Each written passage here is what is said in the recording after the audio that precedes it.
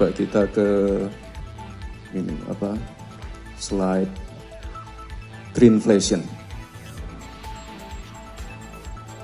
Ini pernah ramai pada waktu debat Pilpres. Jadi saya yakin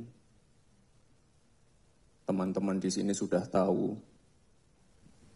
banyak negara-negara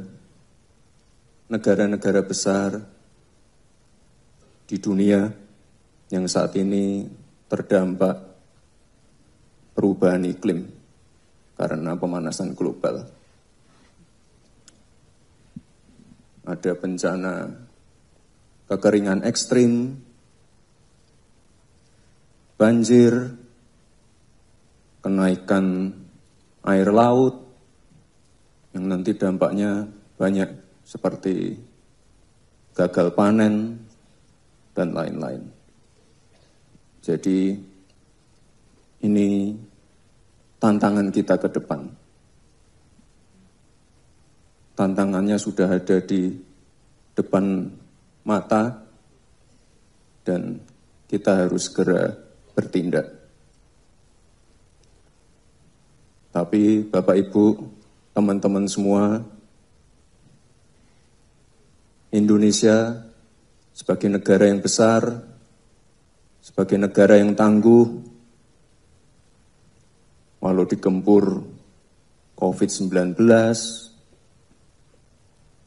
resesi global, konflik geopolitik, perang dagang, perang tarif, pertumbuhan ekonomi kita tetap resilient di angka 4,7-4,8% di kuartal pertama. Dan inflasinya juga terkendali year on year di angka 1,8%. Nah, ini PR kita ke depan, bagaimana kita bisa keluar dari middle income trap dengan meningkatkan nilai tambah di dalam negeri. Pak Presiden selalu berpesan,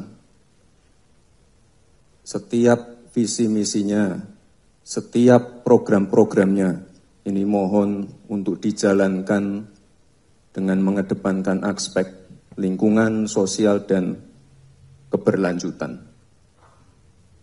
Coba kita ke ini slide greenflation. Ini pernah ramai pada waktu debat Pilpres. Ada yang bingung, ada yang meremehkan, ada yang bilang ini nggak penting, ini penting sekali. Setuju nggak? Ini pada lihat debat Pilpres nggak kemarin? Saya membahas greenflation, saya membahas carbon capture, carbon storage. Ini tantangan ke depan. Jadi ini teman-teman. Kalau kita lihat di negara-negara besar, ya saya nggak tahu ya, mungkin terlalu ambisius, terlalu bersemangat, terjadi yang namanya inflasi karena transisi ke energi hijau yang terlalu gegabah. Makanya ke depan kita harus hati-hati.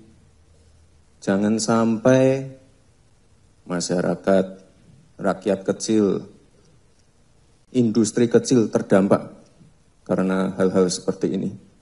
Jadi kalau di negara yang tidak perlu saya sebut ini, ada demo, ya karena pajak BBM naik, gas naik, listrik naik, kita nggak pengen seperti itu. Kita tetap mengedepankan prinsip kehati-hatian. Ya, tadi kan sudah ada Pak Menteri BUMN, Menko Pangan, Menko Perekonomian, dari Danantara ada juga ya, mungkin sudah menjelaskan ini juga masalah bioenergi. Jadi tantangan ke depan kita tidak boleh lagi ketergantungan dengan energi fosil. Nah, kita harus segera melakukan transisi ke energi hijau. Nah, ini kalau sekarang kita udah punya B35, B40, ke depan Pak Presiden menargetkan B50.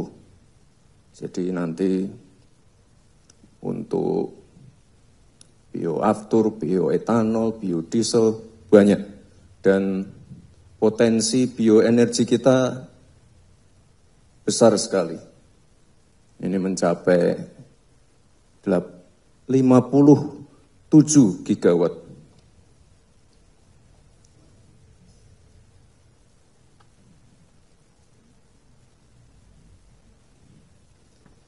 Dan kalau yang namanya sawit, rumput laut, kita termasuk yang terbesar di dunia. Coba sekarang kita lompat ke IKN. Jadi komitmen Indonesia untuk mengurangi dampak perubahan iklim ini sudah sangat besar. Ini salah satu persemaian atau nursery center yang ada di IKN. Kapasitasnya 15 juta bibit per tahun. Ada juga yang di Jawa Barat, coba ditampilkan videonya. Kapasitasnya hampir sama.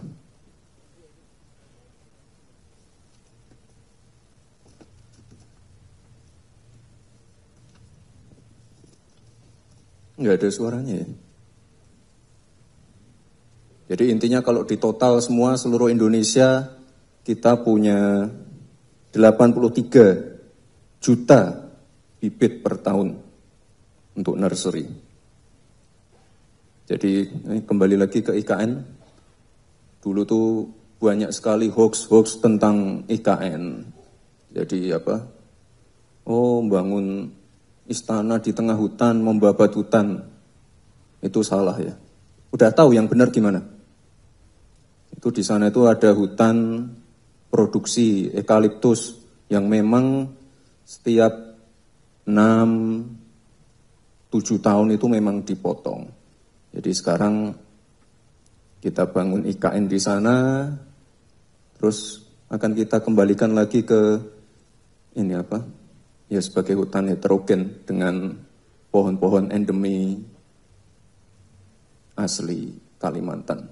Ya, ada pohon ulin, meranti, lalu ada pohon tengkawang. Jadi ini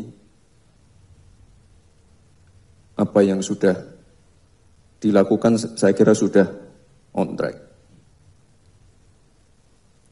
Lalu masalah kebakaran hutan. Sudah sangat berkurang sekali dibandingkan 10 tahun yang lalu. Pengurangannya sampai 85%. Ini mungkin masih ada beberapa titik rawan, titik-titik yang kebakaran. Mungkin hari Senin saya ke Riau untuk mengecek kebakaran hutan di sana. Lalu kita punya hutan mangrove terbesar juga di dunia. Dan ini penting sekali karena penyerapan CO2-nya ini 5 kali lebih dari hutan tropis.